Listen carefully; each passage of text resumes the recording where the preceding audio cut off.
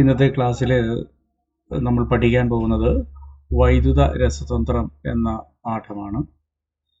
വൈദ്യുത രസതന്ത്രം എന്ന പാഠത്തിൽ വളരെ പ്രധാനപ്പെട്ട ഒട്ടനവധി കാര്യങ്ങൾ ഉൾപ്പെടുത്തിയിട്ടുണ്ട്.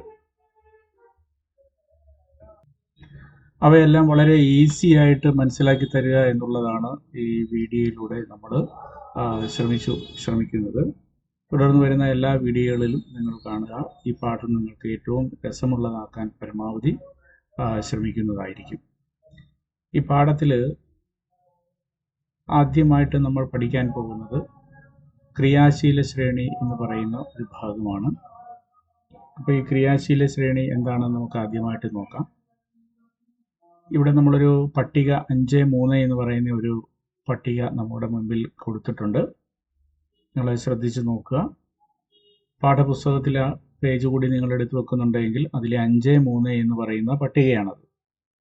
Potassium, sodium, calcium, magnesium, aluminium, zinc, iron, nickel, tin, lead, hydrogen, copper, mercury, silver, gold എന്നിങ്ങനെ വ്യത്യസ്തമായ ലോഹങ്ങളെ അവയുടെ ക്രിയാശീലതയുടെ അടിസ്ഥാനത്തിൽ ക്രമീകരിച്ചിരിക്കുന്ന ഒരു പട്ടികയാണ് നമ്മൾ കാണുന്നത്. ആ പട്ടിക നന്നായി നോക്കിയാൽ നമുക്ക് മനസ്സിലാവും. അതിൻ്റെ വലതുവശത്ത് ചെറിയ ഒരു കോളത്തിൽ ഇതുപോലെ കൊടുത്തിട്ടുണ്ട്. ആ കൊടുത്തിരിക്കുന്നത് ക്രിയാശീലം കുറഞ്ഞു വരുന്നു എന്നുള്ളതാണ്. അതായത് പൊട്ടാസ്യത്തിൽ നിന്നും താഴെ ഗോൾഡിലേക്ക് എത്തുമ്പോഴേക്കും ക്രിയാശീലത വളരെ കുറഞ്ഞു വരുന്നു എന്ന് നമുക്ക് കാണാൻ സാധിക്കും. അടുത്ത പാഠത്തിലേക്ക് നിങ്ങൾ ഇത്തരത്തിലുള്ള ലോഹങ്ങളെക്കുറിച്ച് കൂടുതൽ നിങ്ങൾ പഠിക്കും. ഇവയുടെ സ്വഭാവവിശേഷങ്ങളെക്കുറിച്ചൊക്കെ നിങ്ങൾ മനസ്സിലാക്കുന്നതാണ്. ഈ പട്ടിക എല്ലാ കുട്ടികളും നന്നായിട്ട് മനഃപ്പാഠമാക്കേണ്ടതാണ്. എപ്പോൾ ചോദിച്ചാലും പറയാൻ കഴിയുന്ന, അതിൻ്റെ ഓർഡറിൽ തന്നെ പറയാൻ കഴിയുന്ന തരത്തിൽ, പേരുകളല്ല, അതിൻ്റെ ഓർഡറിൽ നമുക്ക് പറയണം. Potassium, sodium, calcium, magnesium, aluminium, zinc, iron, nickel, tin, lead, hydrogen, copper, mercury, silver, gold എന്നിങ്ങനെ നിങ്ങൾക്ക് കൃത്യമായ തരത്തിൽ പറയാൻ കഴിയുന്ന രീതിയിലേക്ക് ഇതിനെ പഠിച്ചു വെക്കണം. അത് പഠിക്കാത്ത ഒരു കുട്ടിയെ സംബന്ധിച്ചിടത്തോളം ഈ പാഠം വളരെ പ്രയാസമായിരിക്കും. അധികമൊന്നുമില്ലല്ലോ, വളരെ കുറച്ചല്ലേ ഉള്ളൂ. അപ്പോൾ ഇതെല്ലാവരും ശ്രമിച്ചു വെക്കുക. ഈ പാഠത്തിൽ നിന്ന് വരുന്ന എല്ലാ ചോദ്യങ്ങളും ഈ പട്ടികയെ ആശ്രയിച്ചുള്ളതാണ് എന്ന് നിങ്ങൾ ഓർത്തിരിക്കുക. അതുകൊണ്ട് ഇത് മനഃപ്പാഠമാക്കി വെക്കേണ്ടതിൻ്റെ ആവശ്യകത നന്നായിട്ട് മനസ്സിലാക്കുക. ഈ പട്ടികയെ നമ്മൾ വിളിക്കുന്ന പേര് ക്രിയാശീല ശ്രേണി എന്നാണ്. ഞാൻ നേരത്തെ സൂചിപ്പിച്ചതാണ്. ക്രിയാശീല ശ്രേണി അല്ലെങ്കിൽ റിയാക്ടിവിറ്റി സീരീസ് എന്ന് വിളിക്കും. എന്തുകൊണ്ടാണ് ഇവയിങ്ങനെ വിളിക്കുന്നത്? കാരണം ഈ പട്ടിക ക്രമീകരിച്ചിരിക്കുന്നത് മൂലകങ്ങളെ അവയുടെ ക്രിയാശീലത്തിൻ്റെ അവരോഹണ ക്രമത്തിൽ, അവരോഹണം എന്ന് പറഞ്ഞാൽ താഴോട്ട് കുറഞ്ഞു വരുന്ന ക്രമത്തിൽ, വിന്യസിക്കുക. ആരോഹണം എന്ന് പറഞ്ഞാൽ കൂടി വരുന്ന ക്രമം, അല്ലേ? അപ്പം മൂലകങ്ങളെ അവയുടെ ക്രിയാശീലത്തിൻ്റെ അടിസ്ഥാനത്തിൽ, റിയാക്ടിവിറ്റിയുടെ അടിസ്ഥാനത്തിൽ ഡിക്രീസിങ് ഓർഡറിൽ, അതായത് അവരോഹണ ക്രമത്തിൽ വിന്യസിച്ചിരിക്കുന്ന പട്ടികയാണ്, ടേബിളാണ് ക്രിയാശീല ശ്രേണി അല്ലെങ്കിൽ റിയാക്ടിവിറ്റി സീരീസ് എന്ന് പറയുന്നത്. അത് പഠിച്ചു വെച്ചേക്കുക. ചിലപ്പോൾ പരീക്ഷയ്ക്ക് ചോദിക്കാൻ സാധ്യതയുണ്ട്. അപ്പോൾ അതായത് കൂടുതൽ ഉള്ളതിൽ നിന്ന്, ക്രിയാശീലത കൂടുതലുള്ളതിൽ നിന്ന് ക്രിയാശീലത കുറഞ്ഞതിലേക്ക് ക്രമപ്പെടുത്തിയിരിക്കുന്ന ഒരു പട്ടികയാണ്. ലോഹങ്ങളെ അവയുടെ ക്രിയാശീലത കൂടുതൽ ഉള്ളതിൽ നിന്ന് കുറഞ്ഞതിലേക്ക് ക്രമപ്പെടുത്തിയിരിക്കുന്ന പട്ടികയാണിത്. ഇതാണ് നമ്മൾ ഇതിൽ നിന്ന് മനസ്സിലാക്കുന്നത്. അതുകൊണ്ട് ഈ പട്ടിക പൊട്ടാസ്യം മുതൽ ഗോൾഡ് വരെയുള്ള പട്ടിക, നമുക്കിത് മാത്രമല്ല, ലോഹങ്ങൾ, മെറ്റൽസ് എന്ന് പറയുന്നത് ധാരാളമുണ്ട്. നിങ്ങളത് അടുത്ത പാഠത്തിൽ പഠിക്കുമെന്ന് ഞാൻ പറഞ്ഞു. ഇതിനകത്ത് വളരെ കുറച്ചുള്ള മെറ്റൽസുകളെ കുറിച്ചാണ് ഇവിടെ നമ്മൾ പ്രതിപാദിക്കുന്നത്. ഇത് മനഃപ്പാഠമാക്കി വെക്കണം. ഇതിനെ അടിസ്ഥാനപ്പെടുത്തിയിട്ടുള്ള ചോദ്യങ്ങളായിരിക്കും വരുന്ന എല്ലാ ഭാഗങ്ങളിലും നമ്മൾ കാണാൻ പോകുന്നത്. ഇനി നമുക്ക് പരീക്ഷയ്ക്ക് 1 മാർക്കിൻ്റെ ചോദ്യങ്ങളോ 2 മാർക്കിൻ്റെ ചോദ്യങ്ങളോ ഒക്കെ, അല്ലെങ്കിൽ അനുബന്ധ ചോദ്യങ്ങളിലേക്ക് ഉൾപ്പെടുത്തുന്ന ഒരു ചോദ്യമായിട്ട് നമ്മൾ കാണുന്ന പലതും നമ്മൾ ഇവിടെ ചർച്ച ചെയ്യുന്നുണ്ട് ഇന്നത്തെ ഈ വീഡിയോയിൽ. അതിലൊന്നാണ് ചുവടെ നൽകിയിരിക്കുന്ന ലോഹങ്ങളെ അവയുടെ ക്രിയാശീലതയുടെ അടിസ്ഥാനത്തിൽ എഴുതുക എന്നുള്ളത്. അപ്പോൾ കുറച്ച് ലോഹങ്ങളുടെ സിംബൽസുകൾ, പ്രതീകങ്ങൾ ഇവിടെ നമുക്ക് നൽകിയിട്ടുണ്ട്. Aluminium, copper, zinc, potassium, gold, magnesium എന്നിങ്ങനെ നമുക്ക് നൽകിയിട്ടുണ്ട്. അവയുടെ ക്രിയാശീലതയുടെ അടിസ്ഥാനത്തിൽ എഴുതുക. അപ്പോൾ ക്രിയാശീലത കൂടി വരുന്ന ക്രമത്തിലോ കുറഞ്ഞു വരുന്ന ക്രമത്തിലോ നമുക്ക് എഴുതാൻ സാധിക്കും. അത് സാധാരണ നമുക്ക് എളുപ്പത്തിൽ എഴുതാൻ കഴിയുന്നത് കൂടിയതിൽ നിന്നും കുറഞ്ഞതിലേക്കാണ്. അപ്പോൾ നമുക്ക് നോക്കാം, പൊട്ടാസ്യം എന്ന് പറയുന്നത് ഇതിനകത്തുണ്ട് അല്ലേ. അപ്പോൾ ആദ്യം എഴുതുന്നത് ഏറ്റവും കൂടുതൽ നിന്ന് കുറഞ്ഞതിലേക്കാണ് എഴുതുന്നതെങ്കിൽ ആദ്യം എഴുതേണ്ടത് പൊട്ടാസ്യമാണ്. അത് കഴിഞ്ഞാൽ നമ്മൾ ഓരോന്നും ഇങ്ങനെ നോക്കിയാൽ മതി. സോഡിയം ഇതിനകത്തില്ല. പിന്നെന്താണുള്ളത്? കാൽസ്യം ഇതിനകത്തില്ല.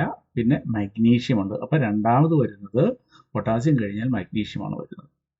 പിന്നെ നമ്മൾ നോക്കുക, അലൂമിനിയം ഇതിനകത്ത് വന്നിട്ടുണ്ട് അല്ലേ. അടുത്തത് അലൂമിനിയമായിട്ട് മാറുന്നു. അത് കഴിഞ്ഞാൽ സിങ്ക് വന്നിട്ടുണ്ട്. പിന്നെ വന്നിട്ടുള്ളത് അതാണ്. പിന്നെ ഇത്രയും നമ്മളിപ്പോൾ ഓരോന്നും എഴുതുന്ന സമയത്ത് അത് ടിക്ക് ചെയ്ത് മാറ്റി വെക്കാൻ നിങ്ങൾ ഓർക്കുക.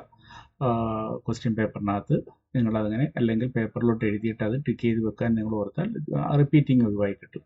പിന്നെ നമുക്ക് വരുന്ന ഏതായിരിക്കും? നമുക്ക് AU ആണ്, ഗോൾഡ് ആണ് അല്ലേ.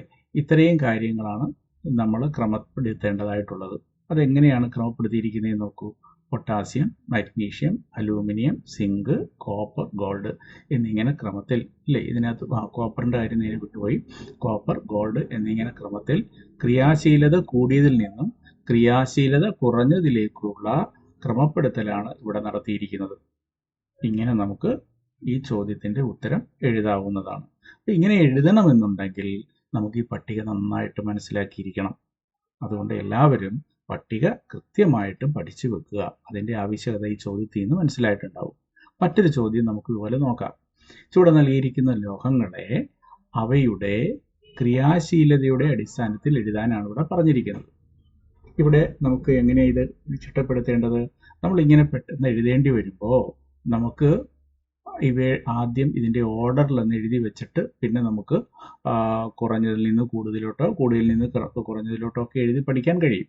അപ്പോൾ എപ്പോഴും നമ്മൾ കൂടുതൽ നിന്ന് കുറഞ്ഞതിലേക്ക് എഴുതി വെക്കുക എന്നുള്ളതാണ് എളുപ്പത്തിൽ നമുക്ക് മനസ്സിലാക്കാൻ പഠിച്ച് വെക്കുന്നതിൽ ഏറ്റവും തെറ്റാതെ നമുക്ക് എഴുതാൻ കഴിയുന്നത്.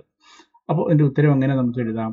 നോക്കൂ, ഏറ്റവും കുറഞ്ഞ ക്രമത്തിൽ ക്രിയാശീലത കൂടി വരുന്ന ക്രമത്തിൽ എഴുതാനാണ് നമ്മളോട് പറയുന്നതെങ്കിൽ ചുവടെ നൽകിയിരിക്കുന്ന ലോഹങ്ങളെ അവയുടെ ക്രിയാശീലത കൂടി വരുന്ന ക്രമത്തിലാണ് രണ്ടാമത്തെ ചോദ്യം ചോദിച്ചിരിക്കുന്നത്.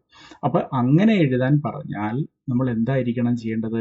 കുറഞ്ഞതിൽ നിന്നും കൂടിയതിലേക്ക് എഴുതണം അല്ലേ. കൂടി വരുന്ന ക്രമത്തിലല്ലേ. അപ്പോൾ ഏറ്റവും കുറഞ്ഞ ക്രിയാശീലത. അതിന് നമുക്ക് എളുപ്പത്തിൽ ഞാൻ നേരത്തെ പറഞ്ഞു, ആ ക്രിയാശീല ശ്രേണി അല്ലെങ്കിൽ റിയാക്ടിവിറ്റി സീരീസ് നമ്മൾ അതുപോലെ അങ്ങ് എഴുതുക. എൻ്റെ ഓർഡറിൽ എഴുതി വെക്കുക തന്നിരിക്കുന്ന ലോഹങ്ങളെ അടിസ്ഥാനപ്പെടുത്തി. അപ്പോൾ ഏറ്റവും കൂടിയ ക്രിയാശീലത തന്നിരിക്കുന്നതിൽ സോഡിയമാണ്. അത് കഴിഞ്ഞ് calcium, iron, nickel, silver, gold എന്ന ക്രമത്തിലാണ്. അതിനെ നമ്മൾ ഈ ചിഹ്നം ഉപയോഗിച്ചുകൊണ്ട് കണ്ടോ, ഗ്രേറ്റർ ദാൻ, ലെസ് ദാൻ എന്നുള്ള ചിഹ്നമാണ് ഈ കൊടുത്തിരിക്കുന്നത്. അപ്പോൾ അതിനേക്കാൾ എന്താണ്? ഗ്രേറ്റർ ആണ്. ഗോൾഡിനേക്കാൾ ഗ്രേറ്റർ ആണ്, കൂടിയതാണ്. കണ്ടോ, നമുക്ക് നോക്കിയാൽ മതി. താഴെ നോക്കൂ, കണ്ടോ, ഗോൾഡിനേക്കാൾ കൂടുതൽ ക്രിയാശീലതയുള്ളതാണ് അതിന് തൊട്ട് മുകളിലുള്ള ലോഹം അല്ലേ. താഴെയുള്ളതിനേക്കാൾ ക്രിയാശീലത കൂടിയതായിരിക്കും അതിന് മുകളിലുള്ള. അപ്പോൾ സിൽവറിന് അതിനേക്കാൾ ക്രിയാശീലതയുണ്ട്. അതിനേക്കാൾ ക്രിയാശീലത നിക്കലിനുണ്ട്. പിന്നെ അയണുണ്ട്. അതിനേക്കാൾ ക്രിയാശീലതയാണ് കാൽസ്യവും സോഡിയവും. അപ്പോൾ ആ ക്രമത്തിൽ നമുക്കിങ്ങനെ ചിട്ടപ്പെടുത്താവുന്നതാണ്. ഇനി ഈ ചിഹ്നം എഴുതിയില്ലെങ്കിൽ പോലും കോമ ഇട്ട് നമ്മൾ എഴുതിയാലും ഉത്തരം തെറ്റാറില്ല, ശരിയായിരിക്കും, മാർക്ക് കിട്ടും. മറ്റൊരു ചോദ്യം ഞാനിവിടെ നൽകിയിരിക്കുന്നു, മൂന്നാമത്തെയും നാലാമത്തെയും ചോദ്യം. ഈ ചോദ്യം നന്നായി പഠിക്കുക, മനസ്സിലാക്കുക. അതിനുശേഷം നിങ്ങൾ കമൻ്റായിട്ട് ഇതിൻ്റെ ഉത്തരം നൽകുക. ഓക്കെ, തീർച്ചയായിട്ടും നിങ്ങളുടെ കമൻറ്റ് ഞാൻ പരിശോധിക്കുന്നതായിരിക്കും. തെറ്റുണ്ടെങ്കിൽ തിരുത്തി തരുന്നതായിരിക്കും. ഈ വീഡിയോ എല്ലാവർക്കും ഇഷ്ടമായി എന്ന് വിശ്വസിക്കുന്നു. വളരെ വേഗത്തിൽ പഠിച്ചെടുത്തെങ്കിൽ മാത്രമേ നമുക്ക് തുടർന്ന് ഇത് മനസ്സിലാക്കാൻ സാധിക്കുകയുള്ളൂ. പട്ടിക നന്നായി പഠിക്കുക. എളുപ്പത്തിൽ ചോദ്യങ്ങളെ എഴുതാൻ നിങ്ങൾ പ്രാപ്തരാകുന്ന തരത്തിലേക്ക് ഇത് മനഃപ്പാഠമാക്കി വെക്കണമെന്ന് ഒരിക്കൽ കൂടി പറഞ്ഞുകൊണ്ട് നമ്മുടെ ഈ വീഡിയോ ഇവിടെ അവസാനിക്കുകയാണ്. Thank you.